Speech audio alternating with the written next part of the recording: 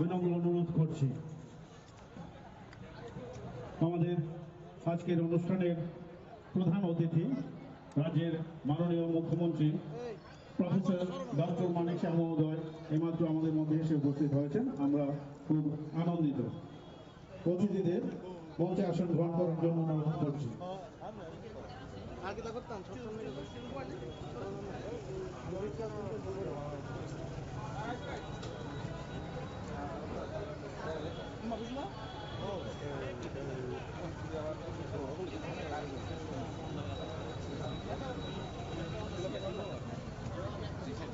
নেতাজি সুভাষচন্দ্র বসু 129তম জন্মদিবস উপলক্ষে আয়োজিত অনুষ্ঠানে আজকে প্রধান অতিথি হিসেবে আমাদের মধ্যে উপস্থিত হয়েছেন রাজ্যের মাননীয় মুখ্যমন্ত্রী প্রফেসর ডক্টর মানিক শাহ মহোদয়।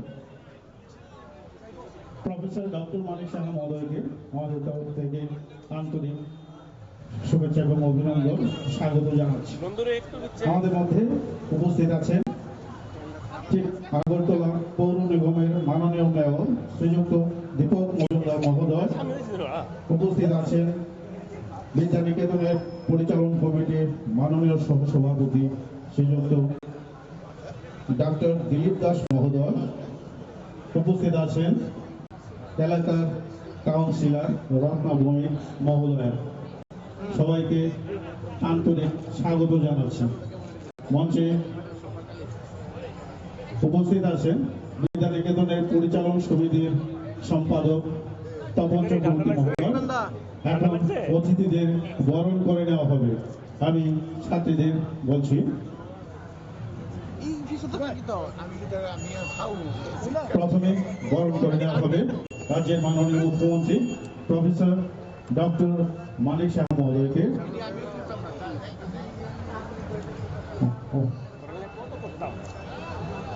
তারপরে বরণ করে নেওয়া হবে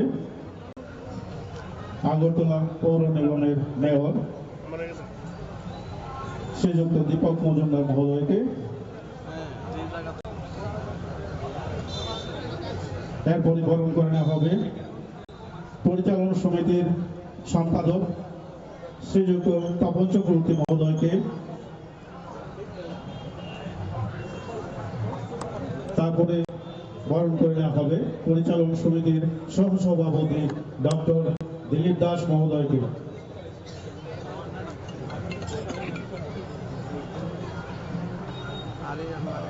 বরণ করে নেওয়া হচ্ছে এলাকার কর্পোরেটর শ্রীমতী রত্না দত্ত মহোদয়কে।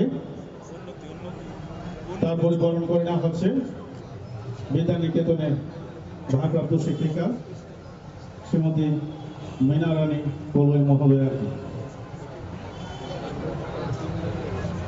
তারপরেই থাকছে জাতীয় পতাকা এবং আজাদ হিন্দ পতাকা উত্তোলন।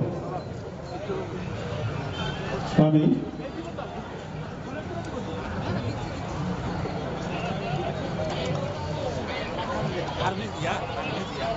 অতিথিদের বরণ সম্পূর্ণ হলেই থাকছে জাতীয় পতাকা এবং আজাদ হিন্দ পতাকা উত্তোলন। আমাদের প্রধান অতিথি প্রফেসর ডক্টর মানিক শাহ মহোদয়কে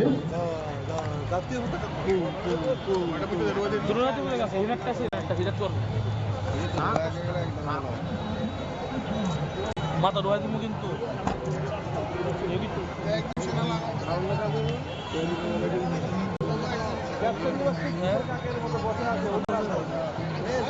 অতিথিদের বরণ করে নেওয়া হচ্ছে।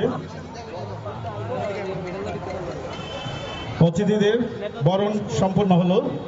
এবারে থাকছে জাতীয় পতাকা এবং আজাদ হিন্দ পতাকা উত্তোলন। আমি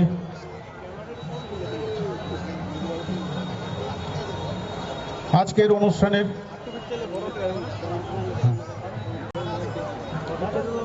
অনুষ্ঠানের প্রধান অতিথি রাজ্যের মাননীয় মুখ্যমন্ত্রী প্রফেসর ডক্টর মানিক শাহ মহোদয়কে আমি অনুরোধ করছি জাতীয় পতাকা উত্তোলন করার জন্য।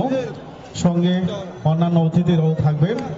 আজাদ হিন্দ পতাকা উত্তোলন করবেন আমাদের বিদ্যানিকেতনের পরিচালন সমিতির সহসভাপতি এবং আজকের অনুষ্ঠানের সভাপতি ডক্টর দিলীপ দাস মহোদয়।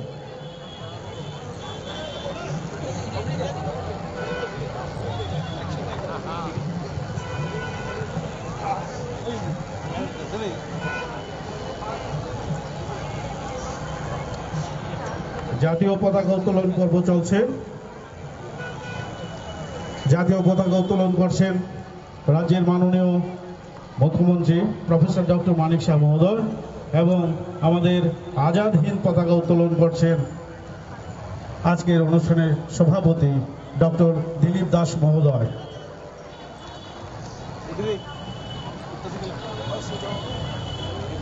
ফ্ল্যাগ হোস্টিং এর পরেই থাকবে জাতীয় সঙ্গীত পরিবেশন।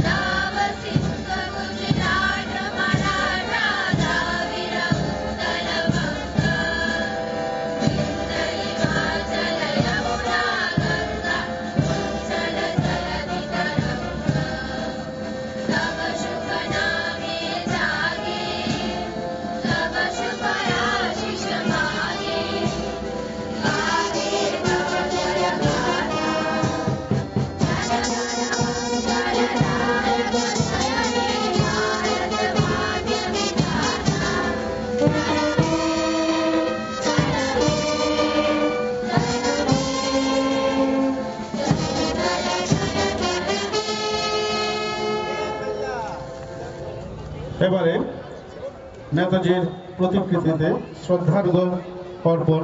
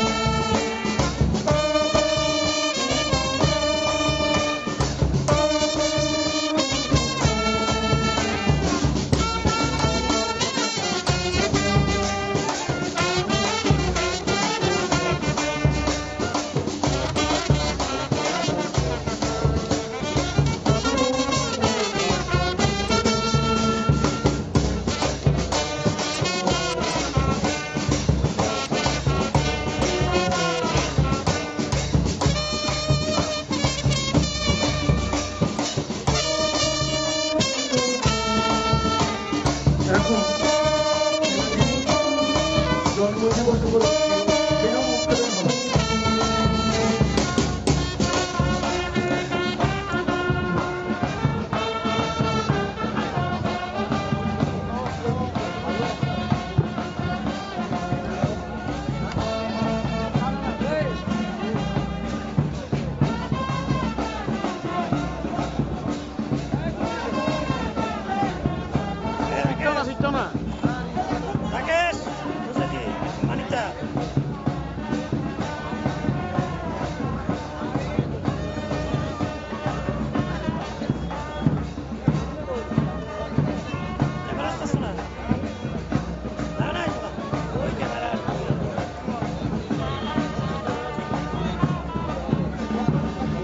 গার্জিয়ান যারা কিছু কিছু সম্মানীয় অভিভাবক যারা ভেতরে প্রবেশ করে গেছেন, আমি বলবো আপনারা আপনাদের নির্দিষ্ট জায়গায় গিয়ে দাঁড়ানোর জন্য।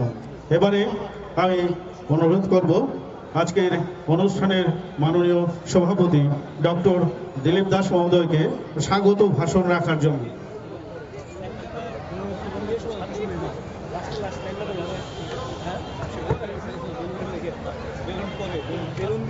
জয় হিন্দ,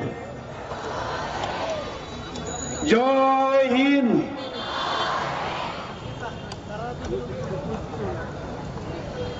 আজকে এটা পরম আনন্দের দিনে নেতাজি সুভাষচন্দ্র বসুর 129তম জন্ম বার্ষিকী আয়োজন উপলক্ষে নেতাজি স্কুলের ঐতিহ্যবাহী অনুষ্ঠান সকালবেলা এই যে প্রভাত ফেরি আয়োজন হয়, সেখানে আমাদের রাজ্যের মাননীয় মুখ্যমন্ত্রী তথা শিক্ষাবিদ ডক্টর মানিক সাহা আছেন, আমাদের আগরতলা পৌরসভার পৌরপিতা শ্রী দীপক মজুমদার, এখানকার কাউন্সিলর সহ ম্যানেজিং কমিটির সব সদস্য, শিক্ষক শিক্ষিকা, ছাত্র ছাত্রী, গার্জিয়ান, প্রেস এবং ইলেকট্রনিক মিডিয়ার সব লোকজন।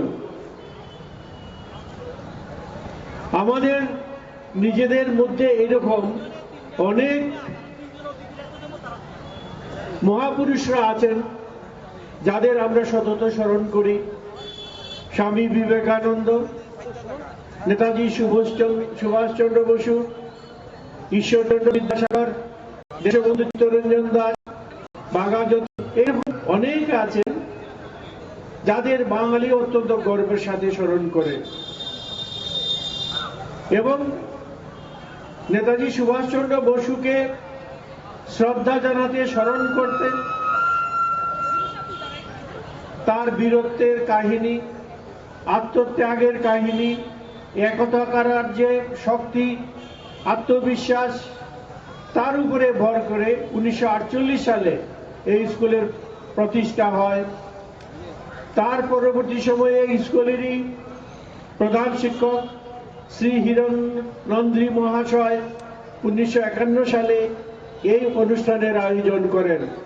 তখন থেকে আজ পর্যন্ত এই অনুষ্ঠান ধারাবাহিকভাবে চলছে। আমরা জানি নেতাজি স্কুল ত্রিপুরার বুকে একটি ঐতিহ্যবাহী স্কুল, অত্যন্ত সফল স্কুল, এবং সবাই এই স্কুলে ভর্তি করে এটা ভালো রেজাল্ট করবে, ডাক্তার হবে, ইঞ্জিনিয়ার হবে, ব্যারিস্টার হবে, বা অন্যান্য যারা প্রফেশনাল ব্যক্তিগত জীবনে সফল হওয়া যায়, সেই আদর্শে কিন্তু বেশিরভাগ গার্জিয়ান এখানে ছাত্রছাত্রী ভর্তি করে। কিন্তু স্কুলের যে মূল লক্ষ্য এবং নেতাজির যে আদর্শ নিয়ে চলি আমরা, একতা, বিশ্বাস এবং আত্মত্যাগ, একতা, বিশ্বাস এবং আত্মত্যাগ, এই জাতীয় যে জিনিসগুলো, আমি যদি এগুলোকে ভ্যাকসিন বলি, তাহলে ছেলে মেয়েদের মধ্যে একতা, বিশ্বাস আর আত্মত্যাগের যে অনুভূতি, যে বিশ্বাস, সেইগুলো আমরা যদি ছেলে মেয়েদের মধ্যে প্রবেশ করাতে না পারি, এবং এইটার বিশেষ জায়গা হচ্ছে আমাদের পরিবার। স্কুল নিশ্চয়ই স্কুলের শিক্ষক শিক্ষিকা তাদের প্রাণপণ চেষ্টা করবেন, কিন্তু আমাদের সবটাই গড়ে ওঠে আমাদের পরিবারের মধ্যে। সুতরাং মা বাবারাও, গার্জিয়ানরাও ছেলে মেয়ের মধ্যে এই আত্মত্যাগ, একতা, বিশ্বাস, ভালোবাসা, শ্রদ্ধা এইগুলো জাগৃত করবেন। তবেই আমাদের এই স্কুলে যে পড়াশোনা, নেতাজিকে স্মরণ করা এবং দিকে দিকে নেতাজি স্কুলের ছাত্ররা যাতে সফল হয়, মানুষ হিসাবে সফল হয়, জনকল্যাণে লাগে এবং মানুষের সেবাই আদর্শ মনে করে, সেইভাবে আমাদের গড়ে তুলতে হবে। আমাদের গার্জিয়ানদের মধ্যে অনেক আছেন উচ্চ শিক্ষিত, তো আমাদের এখানকার ম্যানেজিং কমিটি স্বেচ্ছায় তাদের অনেকে আবেদন করেছে যে স্কুলের যারা যে সাবজেক্টে বিশেষভাবে প্রশিক্ষণ প্রাপ্ত তারাও কিন্তু ছাত্রছাত্রীদের পড়াশোনার ব্যাপারে ভলান্টারিলি অংশগ্রহণ করেন। তাদেরকে আমরা এই ব্যাপারে স্বাগত জানাই। তো আজকে এই অনুষ্ঠানে ছাত্রছাত্রী যারা আজ অনেকদিন ধরে তাদের প্রস্তুতি চলছে, এটা খুব সুন্দর হবে, এটা আমার বিশ্বাস। আর আমি মাননীয় মুখ্যমন্ত্রীকে পেয়ে আমরা তো আনন্দিত, এবং বাকি উনি বক্তব্য রাখবেন। আশা করি আমরা এই ব্যাপারে অনেক দিশা আমরা দেখতে পাবো। সবাইকে নমস্কার। জয় হিন্দ, জয় হিন্দ। অসংখ্য ধন্যবাদ ডক্টর দিলীপ দাস মহোদয়কে। এবারে আমি ত্রিপুরা সরকারের মাননীয় মুখ্যমন্ত্রী প্রফেসর ডক্টর মানিক সাহা মহোদয়কে আন্তরিকভাবে অনুরোধ করছি ওনার সংক্ষিপ্ত ভাষণ রাখার জন্য।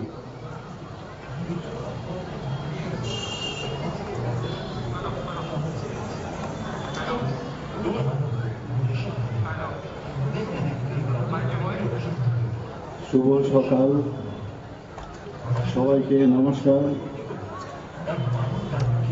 আজকে নেতাজি সুভাষ বিদ্যানিকেতনে যে নেতাজির 129তম জন্মজয়ন্তী উৎসব, সেই উপলক্ষে যে এখানে আয়োজন, সেই আয়োজনে আমাদের মাঝে উপস্থিত আছেন আগরতলা মিউনিসিপ্যাল কাউন্সিলের মাননীয় মেয়র শ্রী দীপক মজুমদার মহোদয়, উপস্থিত যিনি একটু আগে ওনার মূল্যবান বক্তব্য এখানে রেখেছেন আমাদের সামনে, এই স্কুলেরই ছাত্র, বিশিষ্ট ডাক্তার ডক্টর দিলীপ কুমার দাস মহোদয়, ভাইস প্রেসিডেন্ট বিদ্যানিকেতনের যে পরিচালন সমিতি,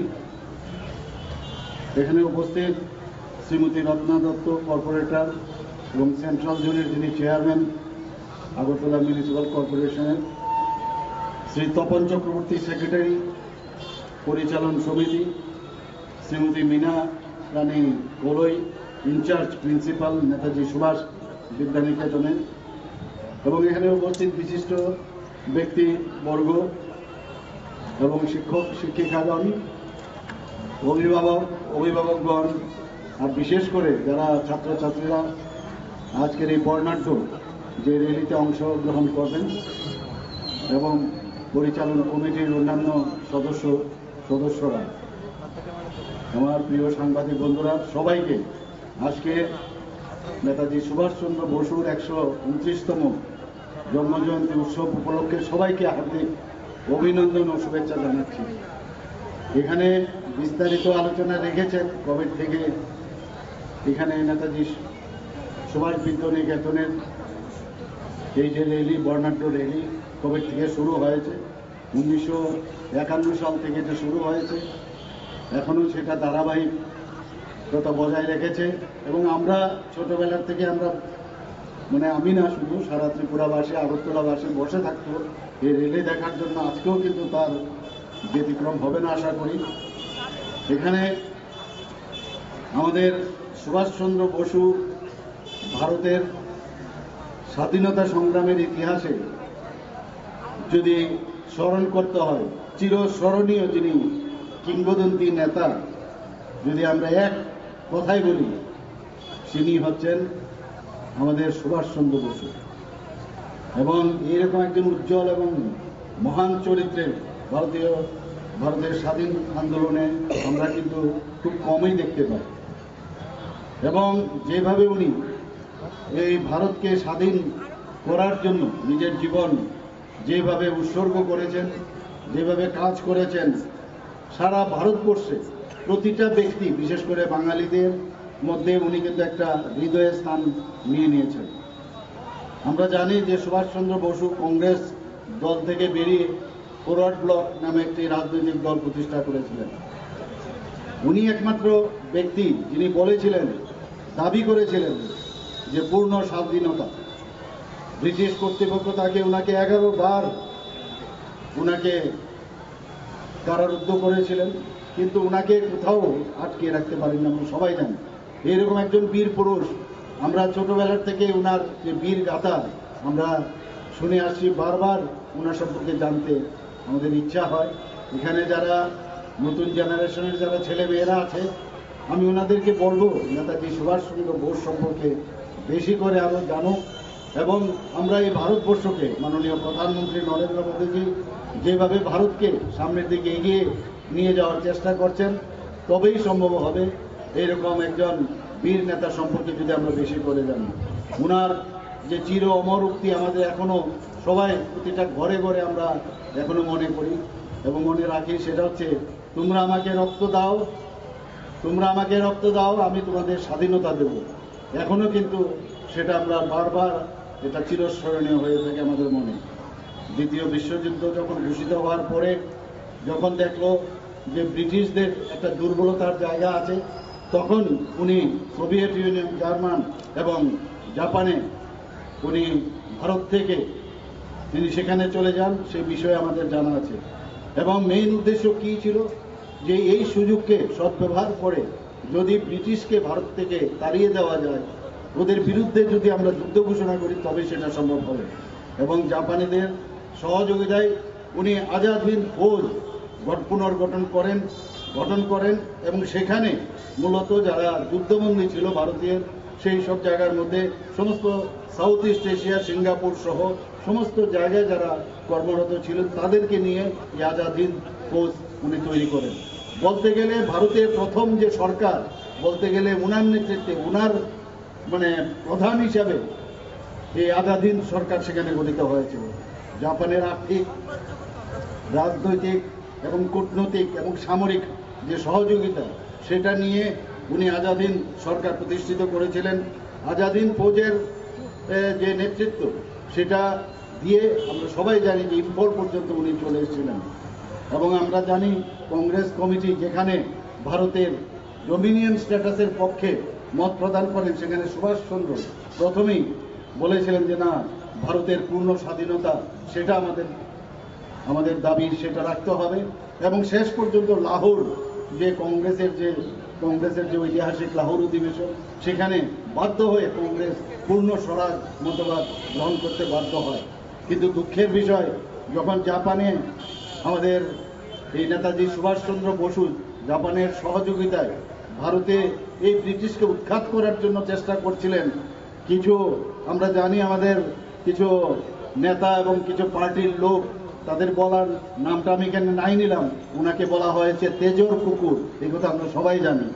আজকে নেতাজি সুভাষচন্দ্র বসু একজন, আমরা দেখতাম সবসময় যে আপোষহীন একজন যোদ্ধা। উনি আজকে তরুণ, বিশেষ করে যুব সমাজ যারা আছে, তাদের কাছে একটা প্রেরণা। এবং আগামী দিন যে উনার আদর্শ, তার জীবন কর্মধারা এবং উনার যে দেশপ্রেম, সেটা আমাদেরকে এবং বিশেষ করে যারা যুব সমাজ আছে তাদেরকে আরও বেশি উপলব্ধি করার প্রয়োজন আছে। এবং সেটাকে অনুপ্রেরণা, ওনার যে উনি জীবনে যা করেছেন সেটা অনুপ্রেরণা দেবেন। আমরা নেতাজি সুভাষ বিদ্যানিকেতন আমরা জানি একটা পরিধি স্কুল, এবং বহু কৃতি ছাত্রছাত্রী এখান থেকে বেরিয়ে শুধু ত্রিপুরাতে নয়, ভারতবর্ষে এবং বিদেশেও তারা একটা বিশেষ একটা জায়গায় স্থান নিয়েছে। আর এই স্কুলের সবচেয়ে বড় যে বিষয়, শৃঙ্খলা এবং খেলাধুলার থেকে আরম্ভ করে সাংস্কৃতিক চর্চা ও নানা বিষয়ে এই স্কুল ছাত্রছাত্রীদের সুনাম রয়েছে। এমন একজনের নামে এই স্কুলটি, যিনি আমাদের তরুণ যুব সমাজের কাছে একজন আদর্শ মনীষী ও পথপ্রদর্শক। তিনি দেশপ্রেমিক বীর নেতাজি সুভাষচন্দ্র বসু। এতদিন ধরে আমরা দেখেছি নেতাজি সুভাষচন্দ্র বোসকে উনার যে প্রাপ্য যে সম্মান সেটা কিন্তু আমরা দেখতে পাইনি আগের সরকারকে। কিন্তু মাননীয় প্রধানমন্ত্রী যখন আসলেন এবং উনার নেতৃত্বে আমাদের যে সরকার, বর্তমান সরকার বিজেপি গভর্নমেন্ট, ওনাকে প্রাপ্য সম্মান সেটা দিয়েছে। আমরা সবাই জানি যে grand canopy at the Indian get in the national capital in September 2022 সেটা মোদিজি ইনঅগ্রেট করেছিলেন। শুধু তাই নয়, আমরা এটাও জানি যে model of the propose memorial dedicated to Netaji Subhas Chandra Bose Andaman এবং নিকোবরে, সেখানেও ভার্চুয়ালি উনি সেটার উদ্বোধন করেছিলেন। আমরা 2021 যে প্রাপ্য সম্মান ওনাকে দেওয়া দরকার 2021-এ আজকের যে ওনার জন্মদিন, সেটাকে একমাত্র মাননীয় প্রধানমন্ত্রীর নেতৃত্বাধীন যে সরকার ওনার এই দিনটিকে স্মরণ রাখার জন্য নাম দিয়েছেন পরাক্রম দিবস। সবাইকে আজকের এই পরাক্রম দিবসে নেতাজি সুভাষচন্দ্র বসুর জন্মদিনে এখানে উপস্থিত সবাইকে হার্দিক অভিনন্দন শুভেচ্ছা জানিয়ে আমার বক্তব্য শেষ করছি। এখানে যারা উপস্থিত আছেন আজকে আশা করি সুন্দরভাবে ওনাদের সুশৃঙ্খলভাবে এই যে বর্ণাঢ্য যে র্যালি সেটা সুন্দরভাবে হবে এবং সবাইকে ধন্যবাদ জানিয়ে আমার বক্তব্য শেষ করছি। জয় হিন্দ। অসংখ্য ধন্যবাদ রাজ্যের মাননীয় মুখ্যমন্ত্রী প্রফেসর ডক্টর মানিক শাহ মহোদয়কে। স্যারকে অনুরোধ করছি, আমাদের ছাত্রীরা একটা আর্জি নিয়ে স্যারের কাছে আসছেন।